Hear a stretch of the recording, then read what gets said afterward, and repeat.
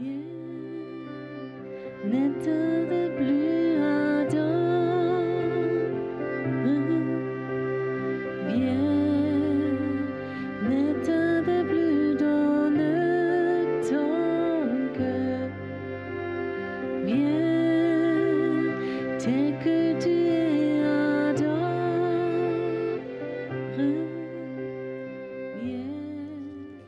matin, je me suis réveillée. Et au moment où je me réveille, j'entends la voix de Jésus. Juste une phrase. J'ai besoin de vos cœurs et pas de vos dons. Et ça m'a vraiment touchée. Juste une phrase, il avait dit. Quand je me suis levée, quand Jésus dit cette phrase, il a une arrière-pensée, j'aimerais en parler. Alors j'ai réfléchi de ces phrases. Pourquoi notre cœur est si important pour Jésus? Pourquoi nos dons, nos capacités lui sont presque pas importants du tout pour lui? Jésus n'est pas mort pour nos dons, mais pour notre cœur. Et ça m'a vraiment touchée. Et Jésus a commencé à m'expliquer les choses parce que je suis une personne simple. Il dit, Pierrot, tu peux imaginer. Ou quand il dit Pierrot, il peut mettre ton prénom aussi. Tu peux imaginer. Tu as une soirée de prière, tu te rencontres avec 5, 6, 7 personnes. Et toutes les personnes qui viennent ici, hommes ou femmes, vieux, jeunes, ils ont un cœur tout pur, pas blessé, pas de jalousie. Personne n'a envie de prier mieux ou beaucoup plus beau que l'autre. Il n'y a pas de jalousie, pas de rancœur. Peut-être que les gens sont peut-être même pas tellement doués, peuvent peut-être que parler une langue, peut-être ils n'ont même pas fait le bac, peut-être ils sont pas riches, peut-être ils sont pas très intelligents, peut-être ils n'ont pas de grandes capacités, mais ils ont tous un cœur tout pur. Il n'y a rien qui gêne. Tu peux imaginer, tu es dans ce groupe-là, les gens commencent à prier. Tu crois que Jésus est là? Est-ce que tu crois que l'atmosphère de la chambre est différente? Tu peux imaginer ça? Je crois quand quelqu'un a un cœur tellement pur et il prie et il ouvre son cœur, alors tout de suite, il y a une communion entre le cœur de Dieu et le cœur de la personne. C'est comme si l'escalier était ouvert, l'échelle est ouverte et c'est là tout de suite. On a sans doute tous soif d'être en communion avec des gens comme ça. Et on se souhaite sans doute tous aussi. Oh, moi aussi, j'aimerais avoir ça maintenant. Waouh! On a une femme dans notre église. Son époux est décédé assez tôt, vers 60 ans, d'un infarctus. Il est allé au travail, il est mort sur place. Et elle me racontait, parce qu'elle lui racontait de Jésus les jours avant, et le soir avant qu'il est décédé, il dit à son épouse, c'était jamais une phrase de lui, et il dit, tu sais, j'avais tellement envie d'être de nouveau un enfant. J'aimerais de nouveau être comme un petit enfant. Et cet homme n'avait rien d'un enfant. C'était une puissance sportive, un sportif, 1,90 m, un vrai mec. Mais il voulait de nouveau être comme un enfant. Regardez cette pureté. Tu sais, moi j'aime beaucoup les petits-enfants. Vous savez pourquoi? À cause de leurs yeux. Vous avez déjà vu quand vous regardez les enfants, un an, vous les regardez dans les yeux, il n'y a rien dedans, pas de jalousie, pas de manipulation ou d'autres choses, je ne sais pas, des blessures, de l'amertume, il n'y a rien dedans. C'est cœur pur. Et ça, c'est la raison pourquoi Jésus aimait les enfants, c'est cœur pur. Et je crois, imagine, on a comme ça une église, on est tous avec un cœur pur, guéri, où Jésus peut remettre son amour dedans. Je crois qu'on n'aurait même plus envie de ciel. Ce sera le ciel sur la terre. Et Jésus dit, j'ai besoin de vos cœurs, j'ai pas besoin de vos dons, pas votre capacité, mais j'ai besoin de vos cœurs.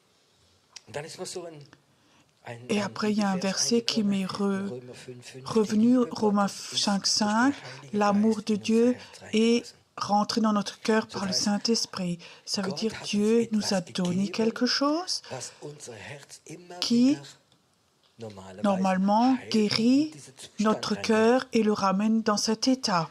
Quand tu roules en voiture et tu ne fais pas de vidange, ton moteur se casse. C'est juste, il y a un temps, le moteur se casse. Et je crois que l'amour de Dieu aussi, le Saint-Esprit, c'est comme une vidange. Quand maintenant on surchauffe pour que la température baisse de nouveau. Et ce matin, ce sujet m'a vraiment préoccupé. J'ai réfléchi et le Saint-Esprit me dit, j'aimerais que tu ailles à un endroit très spécial. Je vais parler de 2 thèmes ce soir parallèles. Le temps ne suffit pas pour les exposer les deux, mais il y a des portes spirituelles, il y a des endroits où le ciel est ouvert.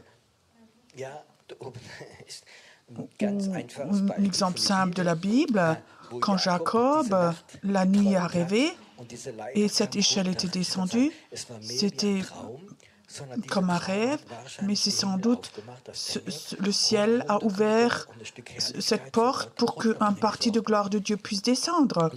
Il y a plusieurs semaines, j'étais à un endroit, je raconte courtement, Dieu m'a emmené à un endroit dans une ville où il y avait un grand croisement. Et quand j'arrive à ce croisement, il y a des moments où Dieu me montre, spirituellement m'ouvre les yeux. Et en haut, il y avait une grande puissance démoniaque assise. Et il disait, ce démon contrôle toutes les villes, toute la région ici. Et il dit, je ne dois pas prier. Va voir 3 jours après, les uns après les autres. Et j'étais juste là, debout. Et le 3e jour, je senti, il est parti, pas parce que c'était moi, mais parce que une partie de la gloire de Dieu était là, et c'était parti, cette puissance démoniaque.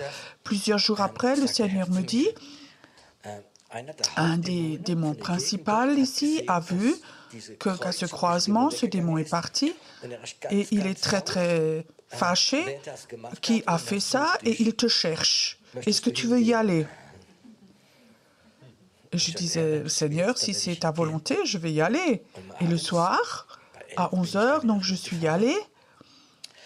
Et j'étais là, à ce croisement. Et le Seigneur dit, il va venir de ce côté, de cette rue-là. Et tout d'un coup, je vois, et c'était comme dans un film. Tu sais, ceux qui font les films, ils ont plus de savoir du monde spirituel que ceux qui ont fait des écoles bibliques.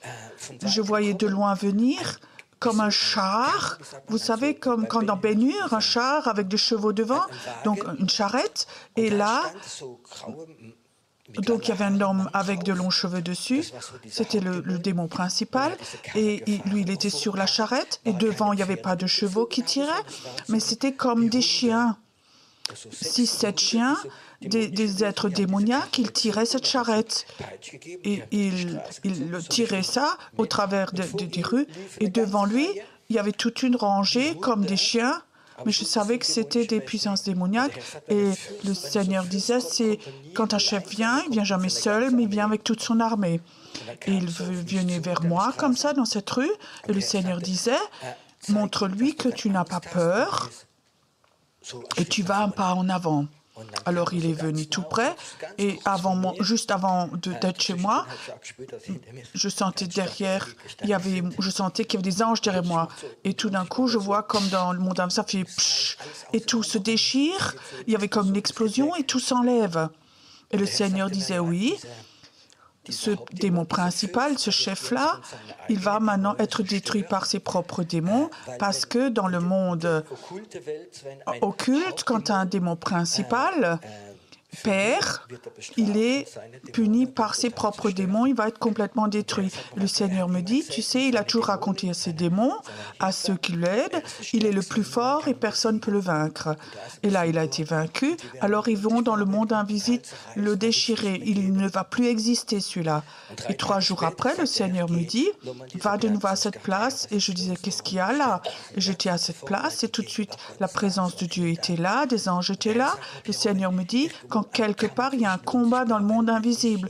Quand moi, on voit quelqu'un à cet endroit pour ce combat et la victoire de Dieu est là, à cet endroit. Il y a une portail, une porte ouverte vers le ciel. Et j'avais l'impression que c'est important quand Dieu nous utilise d'aller dans ce combat. Pas de résigner, mais quand Dieu nous utilise, il faut qu'on aille dans ces places, qu'on les prenne, parce que quand on prenne ces places, il y a des ouvertures dans le ciel et les anges et la présence de Dieu peuvent mieux descendre. Et ce matin, j'étais à cette place. J'étais là dans ma voiture, assis un moment, j'ai prié et je sentais, là, maintenant cette porte était ouverte et tout d'un coup, je sentais comme mon esprit sort et je sentais, ouf, maintenant je monte dans le ciel. Et tout d'un coup, j'étais dans mon esprit, et mon esprit était dans le ciel. Ça durait un moment jusqu'à ce que mes yeux spirituels pouvaient voir. Et alors j'ai vu, comme dans une grande salle, c'était tout clair. Et assez loin, il y avait Jésus. Et entre Jésus et moi, il y avait une grande mer de cristal. J'ai jamais vu de l'eau tellement claire, très très pure. Tu pouvais le voir très profond. Une mer tellement belle. Et Jésus était tout derrière. Et je voyais son regard. Et ça m'a vraiment touchée. C'est comme si lui surveillait cette eau. Et il disait, c'est comme le directeur de banque surveille son trésor dans la banque. Comme ça, il était là, Jésus, et son regard était très fort. Il regardait cette eau et il disait, ça c'est à moi, il disait Jésus.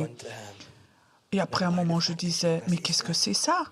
Et le Saint-Esprit dit, ça c'est la pureté des cœurs. Ce sont des cœurs purs quand ils se rassemblent. Alors je voyais comme des anges venaient de la terre et ils ramenaient des personnes, les cœurs des personnes, et ils le mettaient toujours dans cette eau. Et c'était comme ça un mélange. Et j'avais comme ça 2 impressions. C'était quand les gens meurent et disent ils ont un cœur pur, alors ils vont comme ça, là, dans cette mer de cristal, ils vont continuer à vivre, mais c'est comme si cette mer de cristal devenait de plus en plus grande. J'avais aussi l'impression qu'il y a des personnes qui ont un cœur pur, qui adorent Dieu, et qui vont avoir des temps où quand ils adorent Dieu, ils vont dans le ciel, et cette mer de cristal devient de plus en plus grande et plus forte. Et j'étais tout un moment là, et le Seigneur me dit, cette eau, cette mer de cristal, ce mélange des cœurs purs qui m'appartiennent, ils ont une grande influence sur la terre, comme l'enfer a une influence négative sur la terre, où le Satan dit ce sont mes âmes, comme ça ces cœurs ont une influence. Et je crois que j'étais un long moment là en haut, et le Seigneur dit, prends de cette eau et touche ton cœur avec. Et j'ai pris cette eau, et comme ça j'ai touché mon cœur avec cette pureté, et le Seigneur disait, tu peux de nouveau aller maintenant. Et tout d'un coup, j'étais dans l'esprit dans la voiture, et j'avais l'impression, où mon expérience était, j'étais 2, 3 fois, 4, 5 fois déjà dans l'esprit, j'étais au ciel. Et à chaque fois, quand tu touches le ciel et tu retournes sur la terre, tu ramènes quelque chose sur la terre. Dans l'esprit, plus tu es dans l'adoration, tu vas dans le ciel et tu redescends, tu ramènes toujours quelque chose d'en haut, en bas. Et je sentais que le Seigneur dit, prends de cette eau et emmène-la en bas. Et dis aux gens, c'est tellement important les prochains temps, que le monde invisible va influencer la pureté des cœurs des personnes. C'est quelque chose de très, très important. Et ça m'a vraiment préoccupé, ces pensées-là. Je crois que c'est tellement important qu'on se prenne le temps, notre cœur, d'être en communion avec Jésus. Nous, on ne peut pas transformer nos cœurs. Je ne peux pas changer mon caractère, ma personne, mais je sais qu'il y a des expressions, dis-moi avec qui tu vas et je vais te dire qui tu es. Et je crois que quand on est en communion avec Jésus, j'avais l'impression comme si Jésus dit, Pierrot, moins faire, plus être en communion. Alors tu vas être une partie de cette eau et tu vas être en communion avec cette gloire de Dieu là en haut, avec cette gloire, ce lac de gloire là en haut. Je crois que quand on purifie nos cœurs, quand on dit Jésus, c'est ton cœur, prends-le plus. J'aimerais plus être comme toi, avec ton être, sans être dans cette rentabilité de glorification, mais de prendre cette nature de Jésus, du Saint-Esprit. Alors je crois qu'à ce moment-là, qu'on est en communion avec cette mer de cristal, où la gloire de Dieu est vraiment dedans, qu'on soit en communion. On peut aussi être en communion en tant que chrétien avec cette nuée de témoins. C'est juste ça? Vous croyez que cette nuée de témoins ont un cœur pur? Vous croyez qu'Abraham a un problème avec Noah et a dit « Moi, je fais quelque chose de plus grand que toi » Non, je crois qu'ils ont vraiment des cœurs purs là en haut. Et je crois que ça, c'est un temps où Jésus a un souhait de purifier nos cœurs et ça ne va pas qu'on apprend des principes, il faut que tu fasses ceci, cela, ceci, mais que ce soit dans la communion avec Jésus. C'est la communion avec lui qui nous transforme. Je parle maintenant courtement de ces portes, de ces portails, c'est quelque chose qui me touche. Cet après-midi, j'étais chez moi, tout d'un coup, Saint-Esprit me donne comme ça des idées. Quand il parle, c'est facile, mais quand tu as une idée, parfois c'est difficile. Et l'idée était, Pierrot prend la Sainte Seine. Et je ne me rappelle pas que les dernières années, j'ai pris la Sainte Seine tout seul à la maison. Ce n'est pas trop ma façon de faire. Oui. Est-ce que tu es sûr? Est-ce que c'est juste une pensée de moi? Et après un moment, encore une fois, oui. Est-ce que peut-être le soir, avant que je parte, il dit non, non, maintenant, prends la Sainte Seine, maintenant. Alors, j'ai pris un peu de vin, j'ai pris un peu de pain, je m'assieds et tout de suite, j'ai changé. Oui, il y a quelque chose qui s'est transformé dans ma chambre. Et le Seigneur dit, tu sais, il faut que tu saches, aussi la Sainte Seine peut être une porte pour le monde spirituel. C'est pas seulement quelque chose qui nous bénit, mais c'est quelque chose qui peut aussi ouvrir le ciel. Et j'ai pris la Sainte Seine aussi et je sentais, oui, c'était vraiment quelque chose de très fort qui venait dans la pièce, que je connaissais presque pas. La Sainte Seine, c'est vraiment comme une porte. Et ça ne doit pas être un rituel religieux, mais c'est quand le Saint-Esprit Jésus appelle. Tout d'un coup, j'étais au-dessus de l'Allemagne et je regardais ce pays de en haut, l'Allemagne, et je voyais Jésus et j'étais très impressionnée parce qu'il était différent du matin, mais il avait les mains tendues, elles étaient percées et il priait intensément pour l'Allemagne. Et ça m'a vraiment touchée. Ça me ramenait au jardin de Gethsémani quand il a prié et qu'il y avait de la sueur du front qui sortait, que c'était du sang. Il dit, Seigneur, laisse cette coupe passer. Et je voyais qu'il priait sur l'Allemagne. Je disais, qu'est-ce qui se passe? Il disait, tu sais, moi je prie en ce moment très très fort pour les musulmans. Et je dis, mais pourquoi tu pries pour les musulmans? Alors il dit, tu sais, les musulmans en ce moment, l'esprit des musulmans, il est en ce moment très fort et il essaie de les piquer, de manipuler pour qu'ils sont victimes, qu'ils ne sont pas aimés, que c'est très terrible et qu'ils aillent dans la guerre pour qu'ils se vengent. Et je prie et je bénis ces musulmans. Je donne la paix sur ces musulmans, que cet esprit des musulmans ne les pique pas pour qu'ils ne se rebellent pas. Et vous savez ce qu'il s'est passé en Nouvelle-Zélande, et ça peut, dans mon intelligence, des choses, en une seconde, en une minute, les choses peuvent changer et beaucoup de musulmans peuvent se lier à cet esprit et tout d'un coup, ils peuvent tourner et il y a le chaos, c'est complètement chaotique dans le pays. Et les politiciens ont une grande panique qu'il y ait une guerre civile dans un pays. Il suffit qu'il y ait 4, 5, 6 fanatiques qui lancent le mouvement et puis il y a une guerre civile qui est lancée. Et il dit, je prie pour les musulmans, je les bénis avec la paix de Dieu. Je lis ça pour qu'il y ait la paix. Je ne sais pas, je crois que c'est pour tous les pays, mais je voyais que c'était pour l'Allemagne.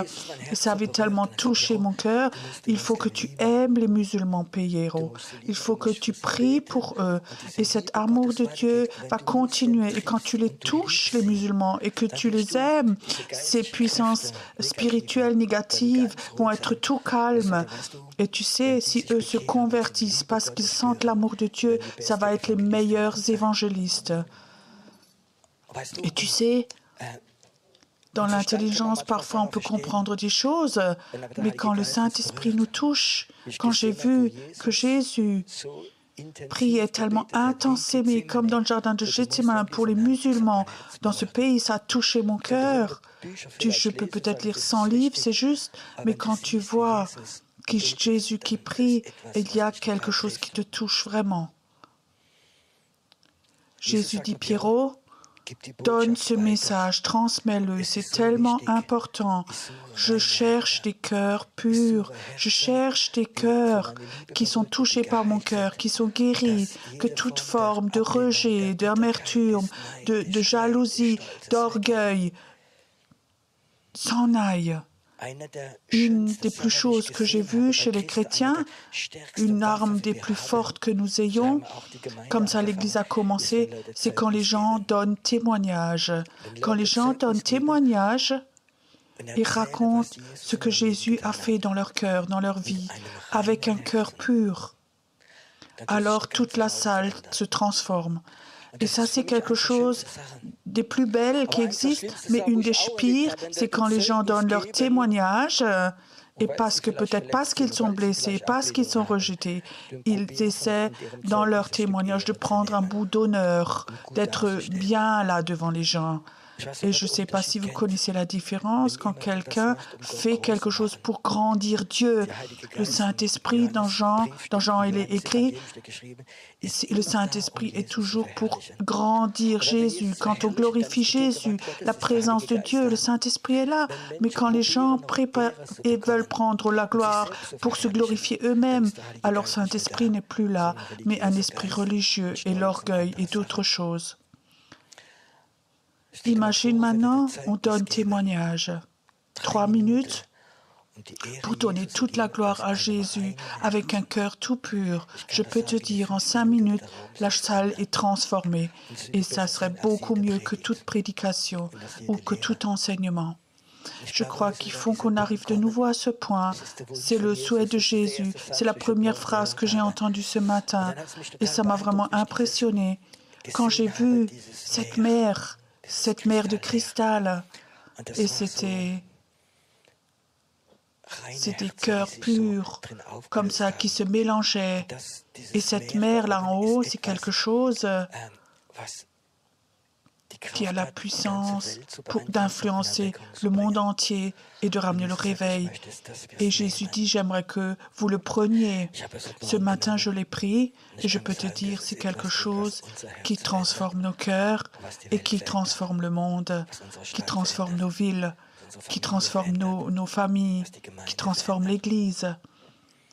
Ce soir, j'ai comme ça une soif dans l'esprit, j'ai la foi de prier de prendre un bout de cette eau de cristal là en haut, de ces cœurs purs, ce qui était là en haut, et de le poser sur toi, de te le donner, ou que tu le prennes, que tu dis, Seigneur, j'aimerais avoir ça, j'aimerais avoir quelque chose, que quand les gens me regardent, quand je parle avec les gens, quand je prie avec les gens, quand ils me regardent, ils voient un petit enfant.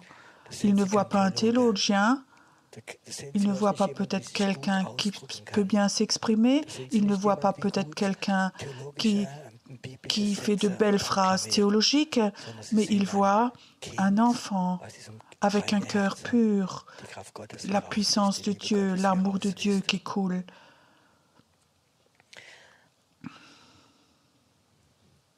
Est-ce que tu peux ce soir,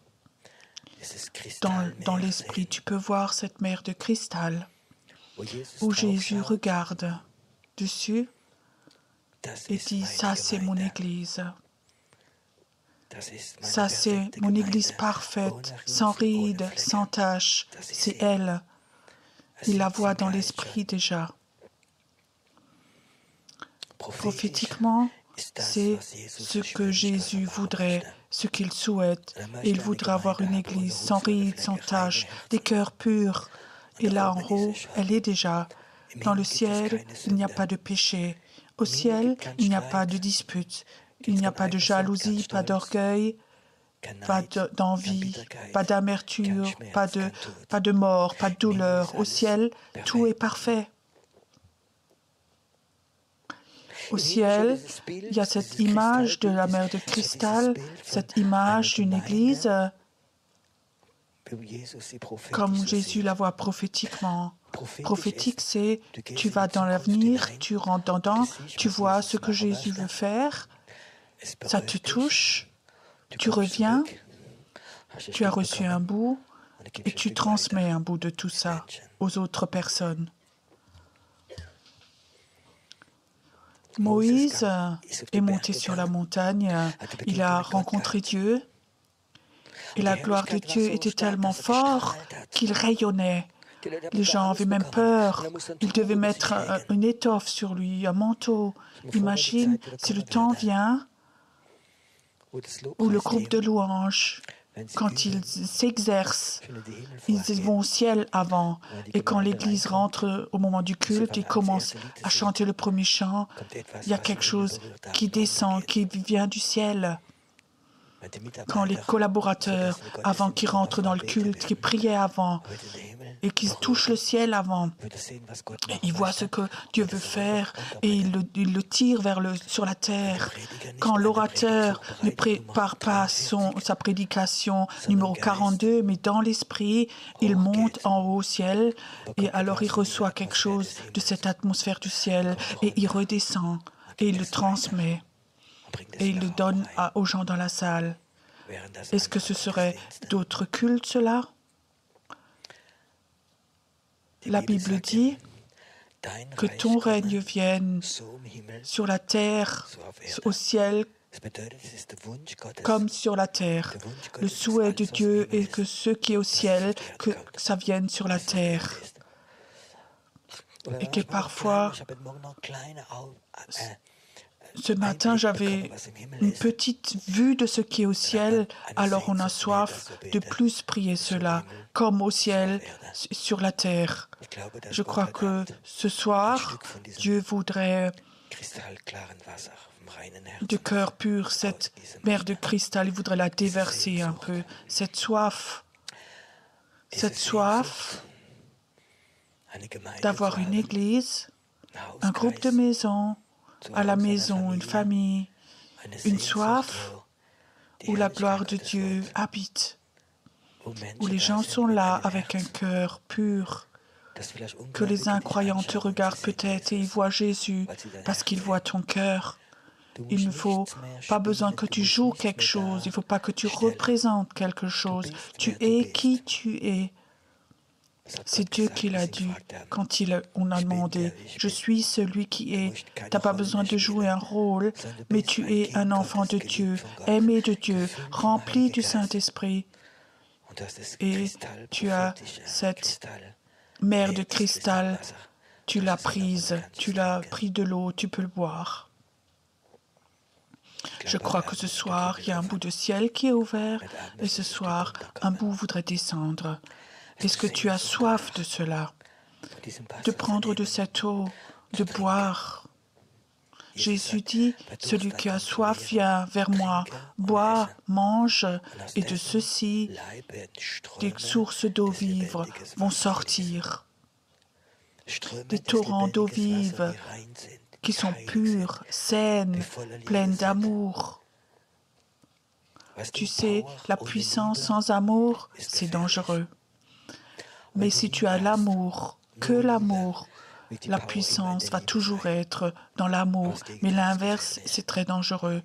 Et j'aimerais ce soir te demander dans ton esprit. Ce n'est pas quelque chose pour ton intelligence ou pour ton âme, mais c'est quelque chose pour ton esprit. Est-ce que tu as soif dans ton esprit ce soir de regarder ce soir dans ce ciel,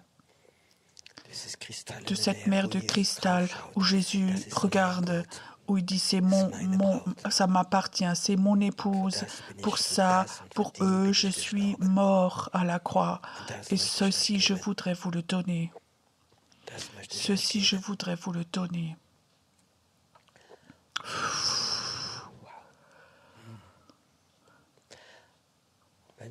Si ça commence à te toucher, c'est OK maintenant. Certains sont là où leur esprit s'ouvre maintenant, ça peut te toucher. Laisse maintenant cette eau te toucher ton cœur, que peut-être ce soir ta douleur s'en aille, ta douleur d'être incomplet, du rejet, de la peur, de la condamnation. Quand tu vois cette eau, alors ton cœur devient tout calme, tout calme, tout calme. Laisse-toi être touché maintenant.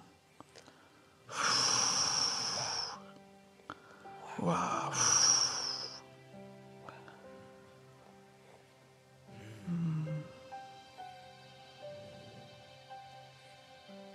Si ton esprit, ce soir, prophétiquement, peut rentrer dans l'eau maintenant, ce soir, et tu as soif ce soir, cette mer de cristal, cette eau de cristal, de la toucher, et tu sens que ça se fait maintenant, tu as vraiment soif de cela, de toucher cette eau. Wow. Laisse-toi être rempli maintenant.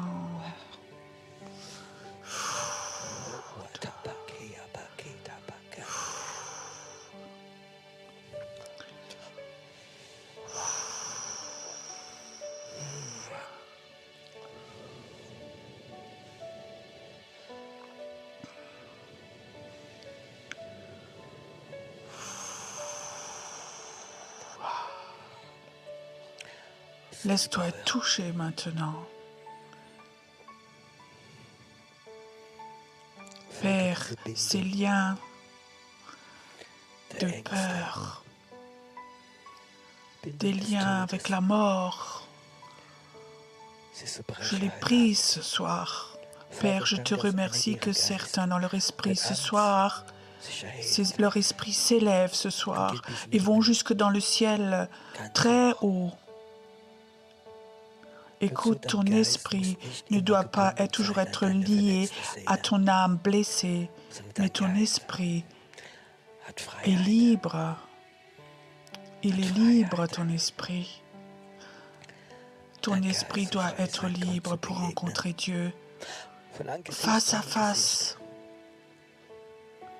Ton esprit est appelé par Dieu ce soir. Dieu appelle un esprit prophétique. Le temps va être là où les gens, où les personnes adorent Dieu dans l'esprit et dans la vérité. Et pendant qu'ils adorent Dieu, leur cœur va aller au ciel devant le trône de Dieu. Et ils vont, cette mer de cristal, ils vont la voir, ils vont la rencontrer. Ils ne vont plus jamais être secs, asséchés. Le temps où ton cœur était asséché, sec et passé, dit Dieu. J'aimerais aussi pour toi te donner des portes, des portails pour le monde invisible. Certains d'entre vous, leur chambre où ils font leur temps de prière, ça va être une porte, un portail. Et quand ils commencent à prier, le ciel va s'ouvrir au-dessus d'eux et leur esprit voit de la terre au ciel, de la ciel au terre, ça va monter, descendre, et ils vont descendre quelque chose du ciel, de la gloire de Dieu. Ils vont emmener la gloire de Dieu sur la terre. Tu vas emmener cette gloire de Dieu sur la terre. Tu vas la ramener dans ta maison. Tu vas la ramener dans ton groupe de maison. Tu vas ramener ça. Tu vas le ramener. Tu vas ramener cette gloire en bas. Laisse la gloire de Dieu te toucher maintenant. Laisse-toi être touché maintenant. Maintenant. Si tu es appelé dans ton esprit n'est pas appelé à rester sur la terre comme dans un désert, mais l'esprit est appelé à être dans la présence de Dieu. Ton esprit est appelé de rencontrer Dieu. Ton esprit est appelé